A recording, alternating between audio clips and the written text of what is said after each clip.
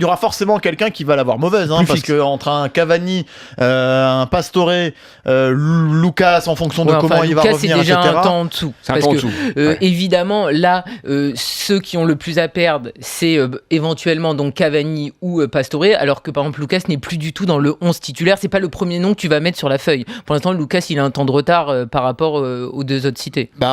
On rappelle que les Parisiens sont actuellement aux États-Unis, trophée des champions samedi. D'ailleurs, match contre Manchester United c'est la nuit prochaine. Ça sera 3h du matin. Et un Lucas qui fait une bonne préparation. Alors, on ne sait pas comment il va être au début de saison. Je trouve qu'on est toujours très quand même clément avec Lucas. C'est un joueur qui est arrivé, qui devait être une pépite brésilienne, juste en dessous de Neymar. Depuis qu'il est arrivé au mercato hivernal, il s'est jamais imposé. Il a un petit peu brillé. Après, il s'est longuement blessé, mais finalement, tu vois quand même toujours les mêmes soucis avec Lucas. C'est-à-dire, c'est effectivement un mec qui t'élimine facilement son vis-à-vis, qui dribble, mais qui lève pas la tête, ceux qui vont avoir encore plus de concurrence. Des stats qui sont quand même trop légères par rapport à ce qu'on attendait. C'est vrai qu'il y a quelque chose d'énigmatique, de problématique plutôt que d'énigmatique avec Lucas. C'est que dans les bons jours, je pense que balle au pied, je vais parler d'autre chose que de la vitesse, avec ses capacités d'accélération, balle au pied. Accélération et vitesse, c'est pas toujours la même chose.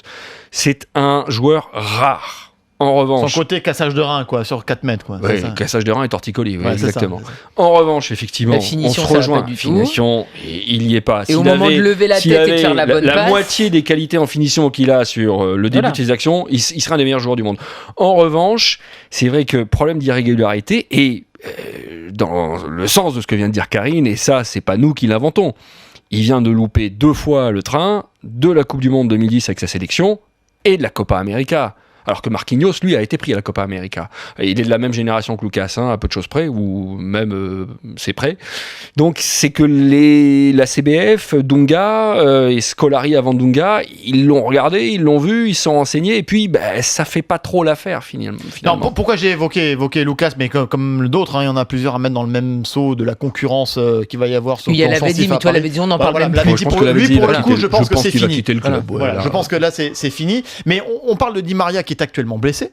Tout à fait. Donc il débutera pas la saison. Exactement, et qui va avoir un retard terrible au niveau de la préparation. Souvenez-vous des retards, notamment de Pastore il y a 2 ans, parce que la saison dernière, il avait fait pour le coup une très bonne préparation, et on a vu la saison qu'il a faite. L'année d'avant, c'était terrible. On souhaite tout le meilleur, évidemment, à Di Maria au PSG. Ça s'est pas bien passé à Manchester. Le bon Di Maria, ça commence à remonter aussi en club. Le Di Maria très bon, c'est 2013-2014, c'est pas loin. Au Brésil, moi je le vois, j'ai vu 2 fois l'Argentine. Ça fait 1 an. Oui, mais c'est normal. Il fait une saison blanche. Il a fait une saison incroyable avec le Real Madrid, et c'est le meilleur joueur de la finale, et c'est un des grands artisans de la décima. Absolument. Après, il enchaîne avec une Coupe du Monde où il est très bon, et où il se blesse à partir des quarts de finale, et il manque pour la suite de la compétition avec l'Argentine. Donc derrière, il revient, on connaît tout le problème des internationaux, il revient tardivement de vacances, il est émoussé, il est fatigué, il joue pas forcément à son poste de prédilection avec Van Gaal, l'adaptation est compliquée, voilà. Mais les bonnes choses qu'il a pu faire en sélection ou en club, elles sont toujours présentes. Les qualités qu'il a, évidemment, elles n'ont pas disparu.